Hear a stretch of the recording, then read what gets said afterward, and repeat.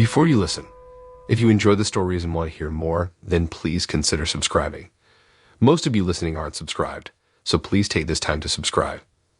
Turn on notifications so you'll never miss a story and be the first to hear. You'll also be supporting me. Thank you.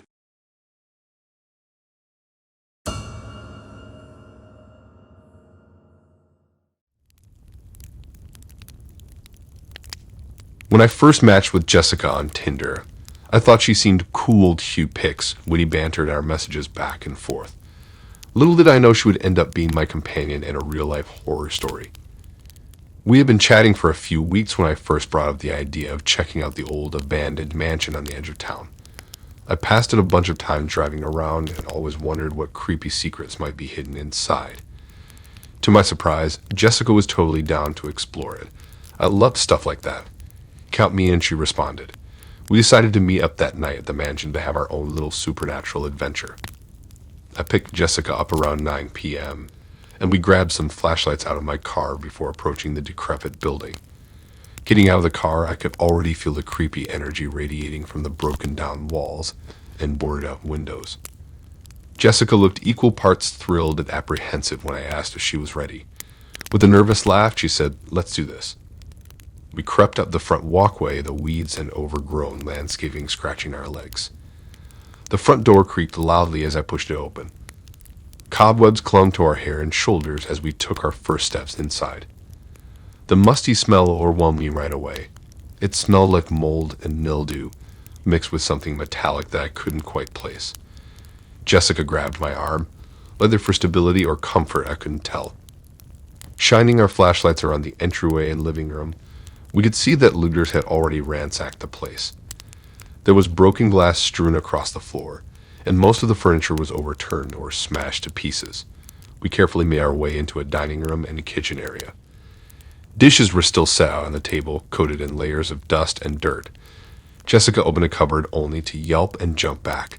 A large black spider was clinging inside. "Just a spider," I said with a nervous laugh, trying to downplay my own spike of fear.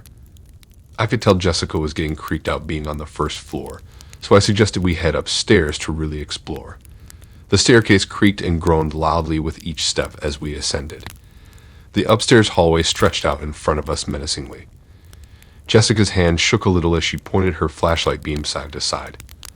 "Let's look in here first," she whispered, pushing open one of the doors.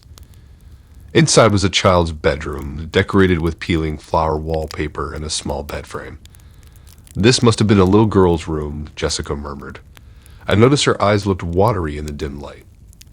We pressed on, finding mostly empty bedrooms and bathrooms in disrepair, but the last room we opened made us freeze in our tracks. Crude black scrawls covered every inch of the walls, with phrases like "we are watching" and "leave now or else" that made my blood turn to ice. Strange symbols were painted on the floors. Jessica turned to me with fear in her eyes. "What does this mean? Who did this?" My mind was reeling, trying to come up with any rational explanation. We rushed out of that room, but couldn't shake the creepy feeling that had settled over us. The atmosphere seemed thicker and more ominous, like the house was warning us away. Jessica was practically clinging to my side as we hurried back downstairs. She kept glancing over her shoulder and then back at me with wide eyes. "I think we should go. This place is freaking me out." I tried to reassure her, but just then we stepped back into the entryway and I saw them. 3 figures dressed in black robes, their faces obscured by hoods. Jessica screamed loud and shrill. The figures turned, seeming to stare right through us. Before I could react, the tallest one raised his hands and glided forward. "Welcome. We've been waiting for you to return," he rasped. Jessica and I clung to each other, paralyzed by fear and confusion.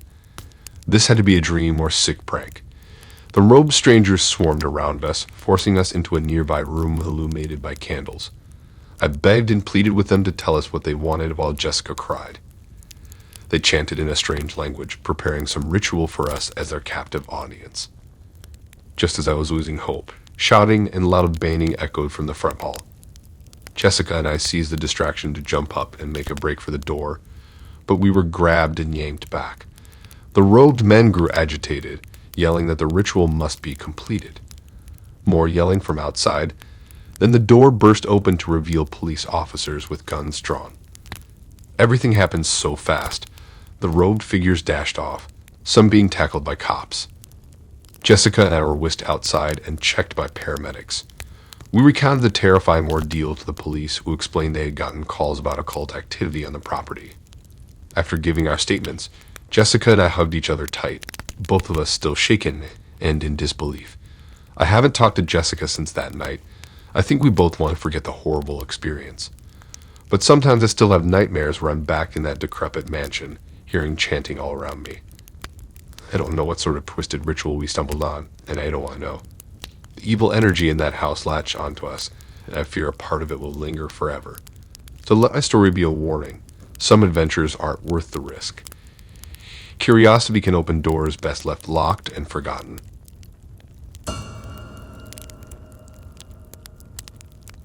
It was just another night of mindlessly swiping on Tinder when I came across a profile that made me do a double take. Staring back at me was a face that looked exactly like mine. I mean exactly. Same chestnut-colored hair, same hazel eyes, same nose, lips, even the same facial expression in the photo. I stared in disbelief for a good minute, blinking hard and checking again to make sure I wasn't imagining things. But the resemblance was uncanny.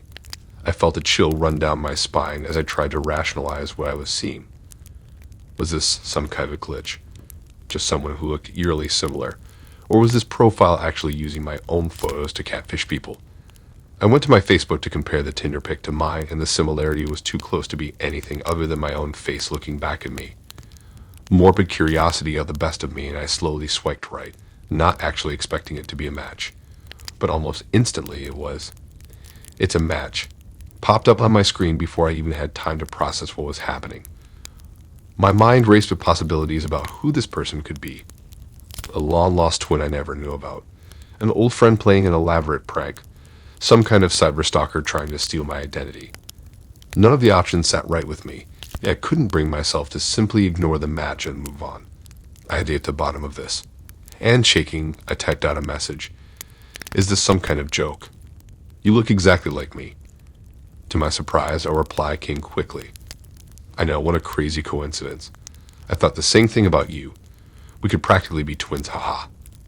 The easy conversational tone of the reply caught me off guard. This didn't seem like someone trying to scam me. As bizarre as it was, they seemed genuinely intrigued by the resemblance, same as me. Curiosity continued to bubble up, and after a few more messages back and forth, conversation between me and, well, me, flowed surprisingly naturally. We bonded immediately over all the obscure interests and random personality quirks we had in common. Our humor aligned perfectly, like they knew exactly how to make me laugh. It got to the point where we could practically finish each other's sentences over text. We were so in sync. Had I not seen the photo with my own eyes, it would feel like I was chatting with an old friend who knew me better than anyone. But for someone I had never met before, the similarities were downright eerie. After a couple weeks of non-stop messaging, we decided we had to meet in person. I had to see for myself if this person actually looked like me or if it was an elaborate hoax. We picked a crowded bar downtown so I would feel safe meeting this virtual stranger who probably knew more about me than most of my real friends by now. As I walked in and glanced around, I immediately spotted them sitting alone at a high-top table against the wall. My knees went weak and my stomach dropped. It was like looking into a mirror. Everything about their appearance, their mannerisms, even the way they dressed was exactly like me. I watched them sip a drink through a straw the precise way I do, twirling their hair around their finger just like I usually fidget. It was utterly bizarre and almost like an out-of-body experience to see myself from across the room. I froze, wondering if I should turn and run away, but my twin spotted me first and waved eagerly for me to come over. We sat in stunned silence for a while, just sipping our drinks and stealing glances at each other. The resemblance was truly uncanny. Same haircut, same nose ring, same chipped front tooth. Finally, my twin spoke. I know this is really weird, but ever since we matched, I've felt this deep connection to you, like we were meant to find each other. They went on to confess that they had felt empty their whole life, like a piece was missing. But finding me had changed everything. In that moment, I knew we were on the brink of discovering something huge. We stayed at that bar for hours, unraveling our stories and realizing our lives had unfolded in identical ways, except for one minor difference. While I grew up with my biological parents, my twin had been given up for adoption as a baby. The specifics surrounding our separation were cloudy, but it became increasingly clear that we had to be twins. In the weeks after that revelatory night, my twin and I grew incredibly close. We spent every free moment together, marveling at all the uncanny similarities in our personalities, quirks, tastes, and manners of speech. It was like we were the same person. For the first time, I had someone who understood me completely without judgment. A true companion. But in the back of my mind, something about it felt off. I started noticing odd occurrences that were too coincidental to ignore. My twin would repeat verbatim conversations I had earlier that same day that they couldn't possibly have known about. They seemed to already know the intricacies of my relatively new workplace and friendships that I hadn't yet told them about. It was like they had access to my memories, like they were living my life right alongside me. I shook off the creeping feelings of suspicion until one day, I ran into my twin casually chatting with a new friend group I had made just a few weeks prior. They laughed and talked with my friends as if they had known them for years. I froze, watching the scene unfold from afar. When I confronted my twin about it later, they finally confessed the chilling truth. Since finding me, they had become obsessed with experiencing my life as if it was their own. They recreated my daily routines, infiltrated my friendships, and studied the nuances of my identity. I finally feel whole, my twin insisted, but their obsession had crossed a line into sickly territory. I was officially freaked out. I told my twin we needed to cut all contact. They did not take this well, accusing me of ruining the only chance they had at feeling complete. The barrage of unhinged emails and calls pleading to see me again were relentless. They started showing up places unannounced, continuing to act as if they truly were living my life. I stopped going out, deleted all my social media and dating apps, terrified I might encounter my twin again. I had to cut off friends who might leak information about me. It wrecked me to isolate myself, but I didn't feel safe anymore. It's been a year now since I impulsively swiped right on my own face that night. My life has never been the same since. I'm constantly paranoid my twin is still out there watching me, infiltrating my world, just waiting to take over my identity completely. I deeply regret ever matching with myself. The truth is, I never should have let myself in. I had just gotten out of a long-term relationship when I decided to give the dating app Tinder a try. After a few lackluster matches, I was starting to lose hope when Alex's profile popped up. Their pictures showed a cute person with similar alt style and interests as me. After anxiously deliberating, I worked up the courage to swipe right and hold my breath. I was thrilled when we instantly matched and eagerly messaged Alex to say hello. Alex and I immediately hit it off. We shared the same quirky taste in music, movies, and art. Our messaging chats lasted hours and ranged from debating obscure philosophy topics to joking about meme culture. After a couple weeks of nonstop texting, I felt comfortable enough to meet up in person. We took a funky cafe downtown for our first date spot. I spent way too much time picking out an outfit and obsessing over what exactly to say. When I first saw Alex waiting outside the cafe, they looked even cuter in person. We hugged awkwardly, both feeling some first date nerves. But within minutes of sitting down inside, it felt like talking to an old friend. The conversation flowed so naturally that the hours flew by in the blink of an eye. We closed down the restaurant and decided to continue the date by taking a walk through downtown while we kept chatting. Under the streetlights, I was surprised at how comfortable I felt opening up about past heartbreaks, my hopes for the future, and other personal topics. Alex confessing similar stories made me feel less alone. After stopping at an all-night taco truck as we worked up an appetite again, we parted ways reluctantly well past midnight. I couldn't remember the last time I had such an effortless and engaging first date. Over the coming weeks, Alex and I were inseparable. We went on romantic picnics, spent weekends trying new restaurants downtown, browsed quirky boutiques and bookstores together. I would come over to their place to cuddle up and binge true crime documentaries or artsy foreign films. Or we would stay up all night at my apartment chatting about our dreams while listening to obscure indie records.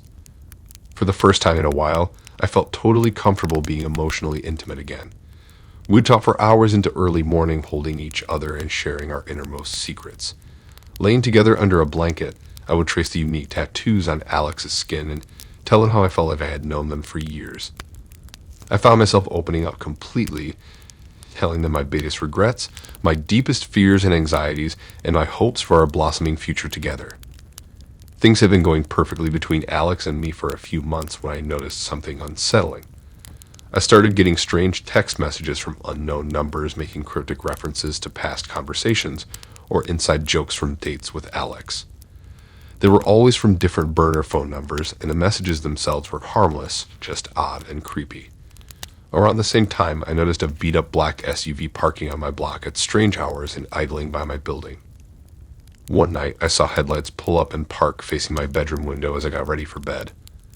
My skin crawled thinking someone was spying on me. A few times when I was out running errands, I could have sworn I spotted that same SUV following at a distance. I decided to mention the creepy incidents to Alex during one of our dates. They tensed up immediately and told me that they had noticed peculiar things happening too. Just yesterday, Alex said they spotted that suspicious SUV parked outside the yoga studio after class. We were confused and unsettled, but tried to downplay the incidents at first. But the eerie events kept increasing to the point where Alex and I felt unsafe, like someone was stalking us. My tires were slashed twice. Threatening messages were scrawled on my apartment windows, and Alex's home was broken into with violent notes left inside. Terrified, we filed police reports, but the stalking persisted. It became obvious whoever was behind this had intimate access to the details of our lives and relationship. As much as it unnerved me, I realized Alex's vengeful ex, who they had cut ties with years ago, had to be the culprit. One evening, Alex and I were leaving a concert and decided to take a shortcut down an empty alleyway. Out of nowhere, that ominous black SUV came careening towards us. Alex's ex leaped out, screaming that they would rather see us dead than together. Brandishing a knife, the ex lunged towards us in a frenzy. Alex and I stood paralyzed in fear, clutching each other helplessly. This was the end, I thought. As the ex drew within feet of us, sirens pierced the night. Apparently the police had been tipped off and arrived just in time to stop the violent attack. In the aftermath, we learned the full extent of Alex's ex unhinged stalking. For months they had been posing as fake accounts to follow us online, hacking our messaging apps, tracking our phones, and essentially inserting themselves into every aspect of our once private lives. As relieved as I was that the ex was finally in police custody, Alex and I struggled to feel safe again after the traumatic ordeal. We became paranoid, going out less often and becoming hyper-vigilant about being watched or followed everywhere we went. The shadow of the ex's harassment lingered and eventually took its toll on our relationship. We'd gone through something intense together, but trying to pick up the pieces and rebuild normalcy proved challenging. Alex and I ended up splitting up a few months later, haunted by the memories of how that charming Tinder match had devolved into violent threats and terror. I was grateful to have Alex as an ally during the darkest time in my life. But the damage had been done, and it pains me to think someone's unhealthy obsession had poisoned the potential of what could have been an amazing relationship. I'm much warier when dating now, keeping an eye out for red flags or anything that seems off. But I also know there's no way to completely protect yourself from a disturbed, vengeful person. I have to hope the right person is out there someday who will think working through challenges and trusting each other is worth it. My chilling brush with Tinder stalking horror won't stop me from trying to find a special connection, even if it comes with some terrifying lessons along the way.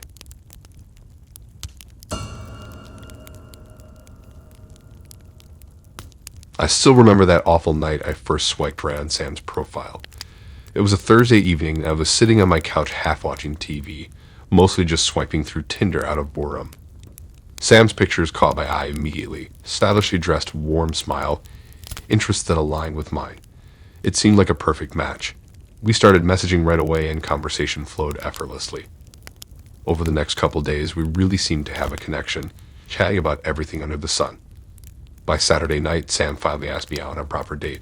I excitedly said yes. When Sunday evening rolled around, I took extra care getting ready.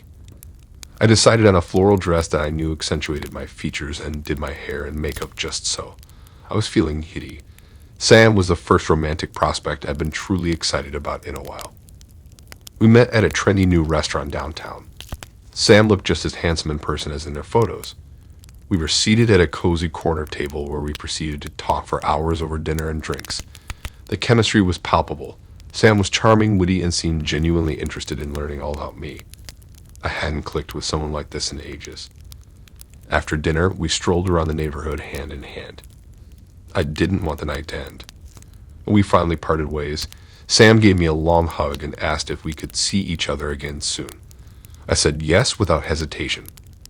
As I headed home, I was practically floating, already daydreaming about what could be. It was when I got back to my apartment that the tone of the night shifted. My phone buzzed with a text from Sam. Made it home. Had the best time with you tonight, Angel.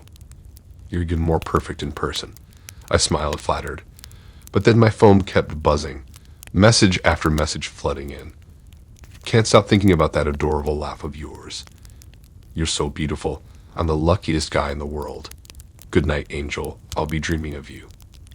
I stared at my phone, taken aback by the onslaught. It seemed sweet at first, but quickly became excessive. I chalked it up to overeagerness and went to bed. The messages kept coming the next day. Sam texted me nonstop throughout the day, asking how I slept, telling me good morning, counting down the minutes until we could see each other again. I started feeling uncomfortable, but did my best to politely respond, not wanting to hurt Sam's feelings. That night, I came home to find a huge bouquet of roses waiting at my doorstep. The note read, "Thinking of you, my angel." I stood puzzled, wondering how Sam knew my address. We hadn't exchanged that level of personal information yet. I shot Sam a quick thank you text, but grew increasingly uneasy. The gifts and messages only escalated over the next week. Each day, I'd receive something new: chocolates, teddy bears, love notes. Sam was texting and calling at all hours, demanding more of my time and attention. I gently explained that this was moving too fast for me, but Sam seemed unfazed. Late one night, I awoke to the sound of tapping at my bedroom window. My heart dropped as I pulled back the curtains. There stood Sam, peering up at me from the street below. I confronted them the next day, terrified by the invasion of my privacy. But Sam claimed they just happened to be in the neighborhood and wanted to say goodnight. That was the final straw. I told Sam clearly that this needed to stop, that I was no longer interested in seeing them. But the onslaught only intensified. Sam's texts became angry, pleading with me not to leave them. I blocked Sam's number, but the gifts kept coming, each more elaborate and unsettling than the last. I became convinced I was being watched and followed. On my walk to work one morning, I spotted Sam on the opposite side of the street, ducking behind a tree when they noticed me staring. I saw the same shadowy figure lurking outside my building late at night. At this point, I was scared for my safety. I went to police with all the evidence: the texts, gifts, sightings of Sam staking out my home and work. They took it very seriously, investigating Sam's background. I learned this wasn't Sam's first time harassing someone in this way. There was a pattern of obsessive behavior. I hunkered down, tried to go about my daily routine as the police tracked Sam's movements. But I could never fully relax, constantly feeling those unseen eyes tracking my every step. I hated that Sam still had this twisted hold over me. Finally, the police called with good news. They had detained Sam after catching him trying to break into my apartment. I nearly collapsed in relief. Sam was held in custody, deemed unstable, and charged with stalking. Though still shaken, I started to finally feel like I could breathe again. In the months since, I had to rebuild my sense of security. I'm extra vigilant now about online dating, making sure to keep personal details private. I'm slowly regaining my independence, no longer living in fear that Sam might reappear. What happened will always be part of me, but I refuse to let it define my future. I'm taking my life back one day at a time.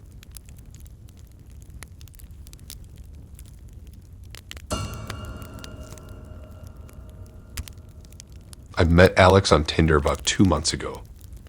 Their profile was charming. They had a great smile, seemed funny and down to earth in their bio. We chatted for a little while and decided to meet up for drinks at a cozy little cocktail bar downtown. The first date was really nice. Alex was even more engaging and charismatic in person. We had lots of laughs, great conversation, and there was a definite spark between us. I was genuinely impressed and found myself really starting to like this person. Over the next few weeks, we went on several more dates. Things seemed to be going well. Alex was attentive, thoughtful, and we had a lot of fun together. They introduced me to their close-knit group of friends, who all seemed just as charming and likable as Alex. I was starting to picture a real future with this person. But gradually, I started to notice some red flags. Little comments here and there that didn't sit quite right with me. Subtle put-downs masked as jokes. Times when I felt like Alex was minimizing my thoughts or feelings. At first, I brushed it off. Maybe I was just being overly sensitive. Alex was such a charming and likable person. There's no way they could have been purposefully trying to manipulate me, right? I told myself I was imagining things. But the more time I spent with Alex, the more I started to question my own reality. Little things would happen that didn't add up, but when I tried to point them out, Alex always had a reasonable explanation. They'd say things like, "No, that's not how it happened," or "You must be remembering that wrong." I started to doubt my own memory and perception of events. Maybe I was just being paranoid. Alex seemed so genuine and caring, there was no way they were intentionally trying to make me doubt myself, was there? The final straw came a few weeks ago. Alex and I had made plans to go to a concert together, but when I showed up at their apartment, they acted like they had no idea what I was talking about. They seemed genuinely confused and even a little annoyed that I was there. I know I had confirmed the plans the day before, but Alex insisted that we never made any plans at all. I was so shaken and confused. How could Alex just completely deny something that had so clearly happened? I racked my brain trying to figure out if I had somehow gotten the wrong day or time, but I knew I was right. We had definitely made plans to go to that concert. When I pressed Alex about it, they just kept insisting that I was mistaken. They acted concerned, saying things like, "Honey, are you feeling okay? You seem really confused." It made me feel off balance and uncertain. Was I going crazy? I left that night feeling utterly bewildered. I couldn't understand how Alex could so blatantly lie to my face and make me question my own reality. It shook me to my core. Over the next few days, I found myself constantly second-guessing everything. I replayed our interactions in my mind, searching for any other examples of Alex undermining me or making me doubt myself. The more I thought about it, the more I realized there had been numerous instances where Alex had done or said things that just didn't add up. I started to feel like I was losing my mind. I couldn't trust my own memories and perceptions anymore. Was Alex really as wonderful as they seemed? Or were they deliberately manipulating and gaslighting me? I decided I needed to get to the bottom of this. I started paying closer attention to Alex's behaviors and words. Sure enough, the more I observed, the more I noticed a pattern of subtle put-downs, contradictions, and outright denials of reality. Alex would make comments that chipped away at my self-confidence, then quickly backpedal and claim they were just joking. They conveniently forget things I knew we had discussed or planned. And they always had a perfectly reasonable explanation for everything, making me feel like the one who was being unreasonable. It was incredibly disorienting and unsettling. I felt like I was losing my grip on what was real. I started to question everything, my memories, my perceptions, my very sanity. I tried talking to Alex about it, but they always turned it around and made me feel like I was the one with the problem. They'd say things like, "I think you're reading way too much into this," or "Babe, I have no idea what you're talking about." It left me feeling even more confused and unstable. At this point, I'm not sure what to believe anymore. Is Alex really the charming, caring person I thought they were? Or are they a master manipulator intentionally gaslighting me to the point where I can no longer trust my own mind?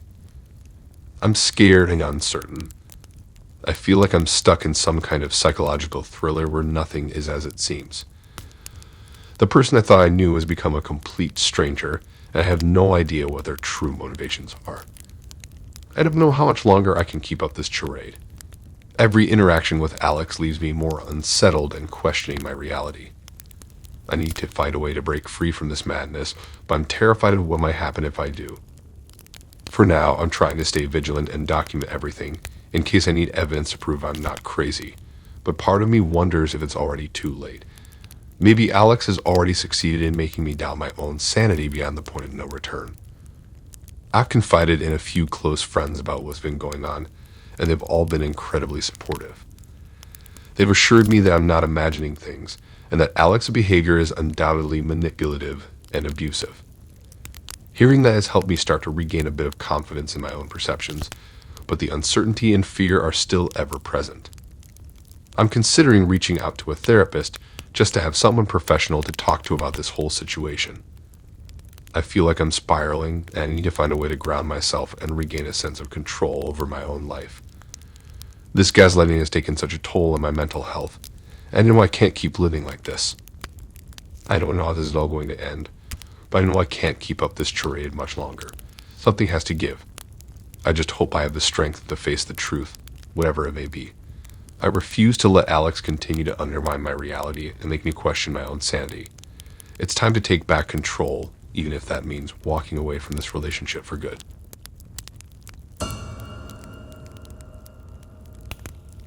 That night still haunts me to this day. It was supposed to be just a casual date, a chance to meet someone new and see where things might go. Little did I know that it would turn into one of the most terrifying experiences of my life. It all started so innocently. I was scrolling through Tinder, as I often did when I was bored or feeling a little lonely. That's when I came across the profile of someone who seemed incredibly intriguing. They had a captivating smile, and their bio suggested they were intelligent, funny, and adventurous, all the qualities I found attractive in a potential partner. We started chatting, and it soon became clear that we had a lot in common. We shared the same interests, the same sense of humor, and even seemed to have a similar outlook on life. Before long, we had made plans to meet up at my place the following weekend. I was excited, but also a little nervous. I didn't know this person very well, and there was always a risk that they might not be who they seemed online, but I figured it couldn't hurt to give it a shot. After all, what was the worst that could happen? As the days ticked by, I found myself thinking more and more about our upcoming date. I wondered what they would be like in person, whether we would have the same easy banter that we had over text, and if there might be a spark between us. I tried to push those thoughts aside, telling myself not to get too invested, but it was hard. When the weekend finally arrived, I found myself pacing around my apartment, straightening up and making sure everything was just right. I wanted to make a good impression to show this person that I was a responsible, put-together kind of person. And then the doorbell rang. I took a deep breath, smoothed my hands over my clothes, and went to answer the door. When I saw them standing there, my heart skipped a beat. They were even more attractive in person, and their smile was just as captivating as it had been in their photos. We spent the evening chatting and laughing, and I found myself quickly relaxing into their company. They were charming and engaging, and I felt a real connection forming between us. As the night wore on, we decided to call it a night, and I walked them to the door. I had a really great time, they said, their eyes meeting mine. We should do this again sometime. I felt a flutter of excitement in my chest. Definitely, I replied, and we said our goodbyes. I went straight to bed, my mind still buzzing with the events of the evening. I felt giddy and a little bit smitten, and I couldn't wait to see them again. But that's when everything took a turn for the worse. I must have been asleep for a few hours when I suddenly jolted awake. I don't know what it was, but something felt off. I lay there in the darkness, my heart pounding in my chest, trying to figure out what had woken me. That's when I heard it, a faint creak coming from the living room. At first, I thought it might have been my imagination. Then I heard it again, followed by the sound of footsteps. My blood ran cold. Someone was in my house. I froze, too terrified to move. I strained my ears, trying to figure out where the intruder was and what they were doing. The footsteps were getting closer, and I could feel a panic rising within me. Suddenly, a figure appeared in the doorway of my bedroom. Even in the darkness, I could tell it was the person I had met on Tinder. They were moving silently, their eyes darting around the room as if they were looking for something. I lay there, my heart pounding in my ears, praying that they wouldn't see me. But then they turned their head, and our eyes met. For a moment, we just stared at each other, the tension in the air palpable. And then they were gone. They turned and rushed out of the room, disappearing into the darkness. I didn't know what to do. I was shaking, my mind racing. I knew I had to call the police, but I was too afraid to move. I lay there, frozen until the first rays of dawn began to creep through the curtains. When I finally found the courage to get up, I called the police and reported what had happened. They came quickly, and I gave them a detailed description of the intruder. But no matter how hard they searched, they couldn't find any trace of them. To this day, I still don't know who that person was or what they were doing in my home. The police never found them, and the case remains unsolved. I've tried to put it behind me, but the memory of that night still haunts me. I still can't believe that a simple Tinder date could have turned into something so terrifying. I guess it just goes to show that you can never really know someone, no matter how well you think you do. I'll never forget the feeling of pure fear that I experienced that night, and I'll always be a little more cautious when it comes to meeting strangers online. In the end, I suppose I was just lucky to have made it out of that situation unharmed. But the memory of that night will stay with me forever, a reminder that sometimes the people we think we know can be the most dangerous of all. I've tried to move on, to put it all behind me, but it's not easy. I still jump at every little noise, and I can't help but wonder if they're out there somewhere waiting to strike again. I've thought out moving, out starting over somewhere new, but I can't shake the feeling that they'll always be out there, lurking in the shadows, waiting for their chance. So I remain vigilant, always on the lookout for any signs of danger. I've installed a security system, and I'm more cautious than ever when it comes to meeting new people. I know that I can't live in fear forever, but it's hard to let my guard down. And that's the thing that haunts me the most, the knowledge that I'll never truly feel safe again. That night changed me, and I don't know if I'll ever be able to fully recover from it. All I can do is try to move forward, to rebuild my life and my sense of security, one day at a time. But deep down, I know that the memory of that night will always be there, lurking in the back of my mind, a constant reminder of just how fragile and unpredictable life can be. I never expected my Tinder match to become such a nightmare. It all started off so innocently, a few witty exchanges, a shared interest in hiking, and before I knew it, we'd agreed to meet up for drinks. I remember being a little nervous, but also excited at the prospect of meeting someone new. I had just gotten out of a long-term relationship, and I figured this could be the fresh start I needed. The first date went well, and we seemed to click. She was funny, intelligent, and had a great sense of adventure, all qualities I found incredibly attractive. As the night progressed, the conversation flowed effortlessly, and I felt myself letting my guard down, something I hadn't done in a long time. By the time we said our goodbyes, I was already looking forward to seeing her again. That's when things started to take a turn. She began texting me constantly, checking in on my every move. At first, I brushed it off, thinking she was just excited about our newfound connection. But the messages soon became more intense, bordering on obsessive. She would get upset if I didn't respond right away, accusing me of ignoring her or not being interested. I tried to set some boundaries, telling her I needed a little more space and that constant communication was making me uncomfortable. But she refused to listen. The texts continued, sometimes dozens in a day, and she would show up unannounced at my place or work, claiming she just happened to be in the area.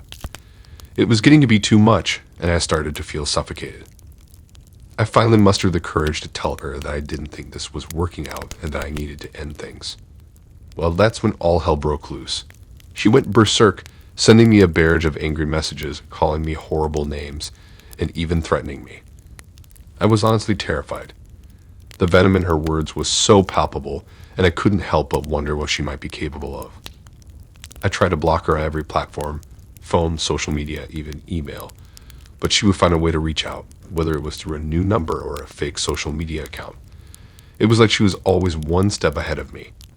I felt like I was being hunted, constantly looking over my shoulder, afraid of what she might do. One night, as I was getting ready for bed, I heard a noise outside. My heart started racing, and I slowly made my way to the window, peering out into the darkness. That's when I saw her, standing in the shadows, staring up at my apartment. I immediately called the police, but by the time they arrived, she had vanished. The next few days were a blur of anxiety and fear. I barely slept, jumping at every sound, wondering if she was out there waiting for the perfect moment to strike. I considered getting a restraining order, but I was worried that it might only further enrage her. The thought of her knowing where I lived and having some legal permission to come near me was terrifying. Then one evening, as I was walking to my car after work, I felt a hand clamp over my mouth.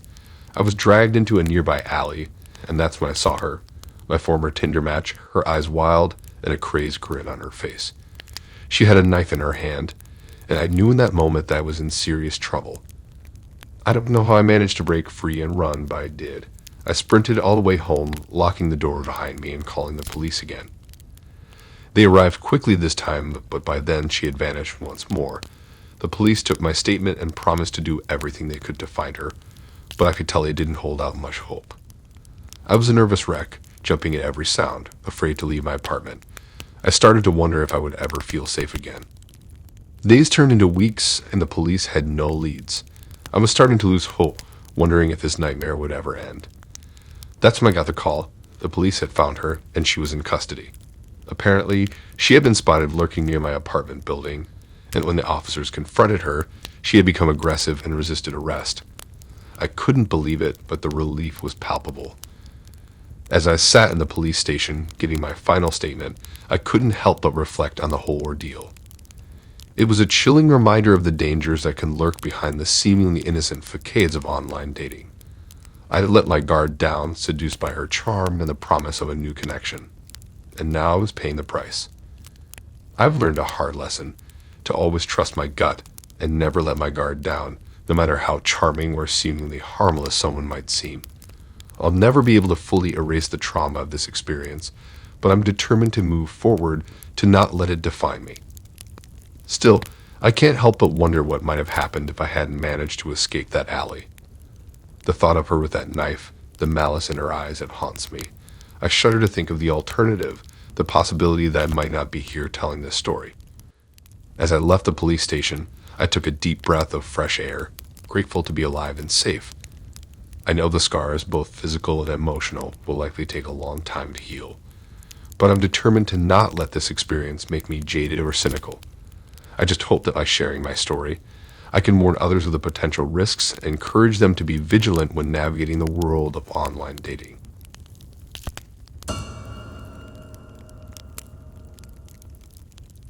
I have been using Tinder on and off for a while with not much luck. So when I matched with Ethan, I was excited. His profile showed a handsome, athletic guy with a charming smile. His bio painted him as laid back and adventurous. We started messaging and really hit it off.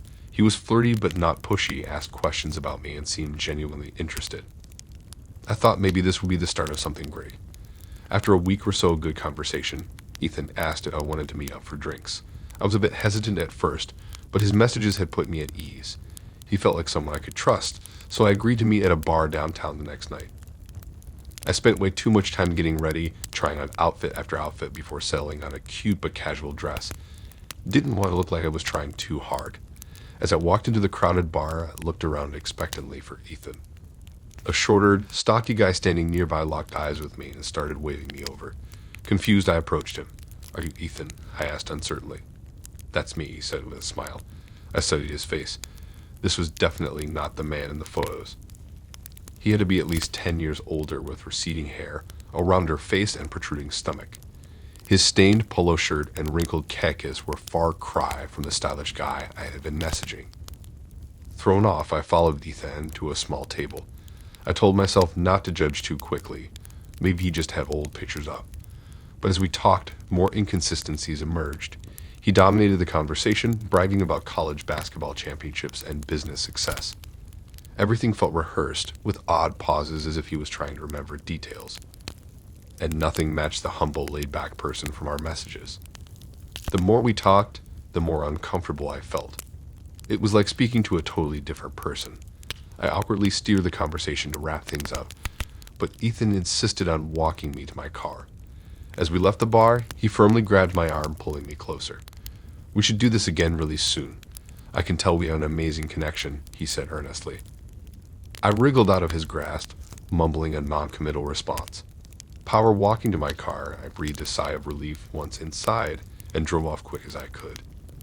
Glancing back, I saw Ethan standing there watching me leave with an unsettling, almost angry stare. A chill went through me, and I knew I needed to listen to my instincts. Something was very wrong. That night, I couldn't sleep. My mind raced thinking about all the inconsistencies in Ethan's story. Why portray yourself one way online and show up as someone totally different? What else could he be lying about?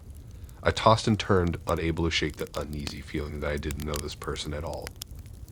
In the morning, I started doing some investigating. I searched for Ethan online, but only found sparse social media profiles, all created in the last few months. No posts, no tagged photos, no discernible identity outside our Tinder conversations. My unease growing, I reached out to a couple other girls I found he had matched with. Behind anonymous profiles, we compared notes. A consistent pattern emerged.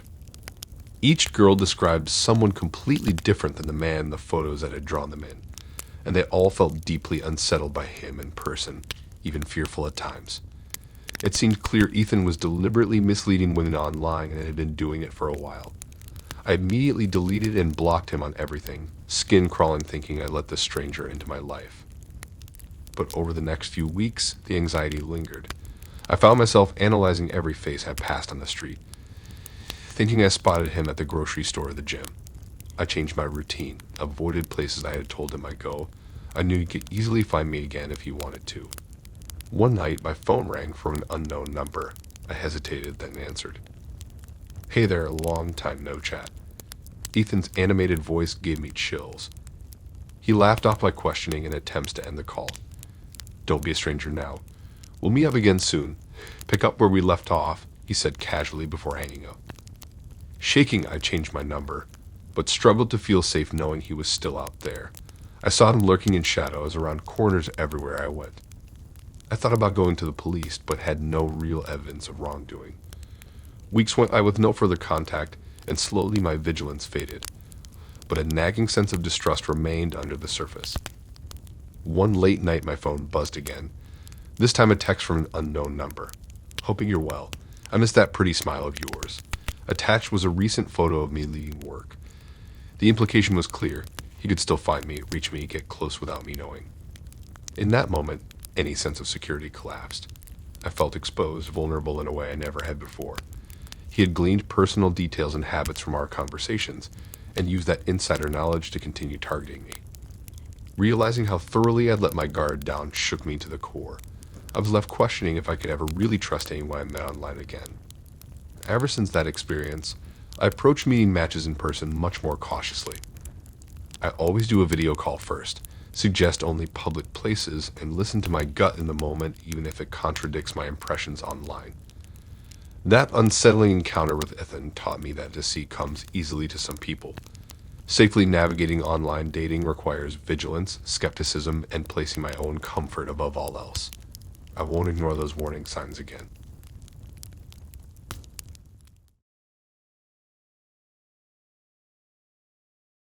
Thanks for listening in. If you like these stories and want to hear more, then please subscribe and like and support this new channel. We have more stories for you to listen to.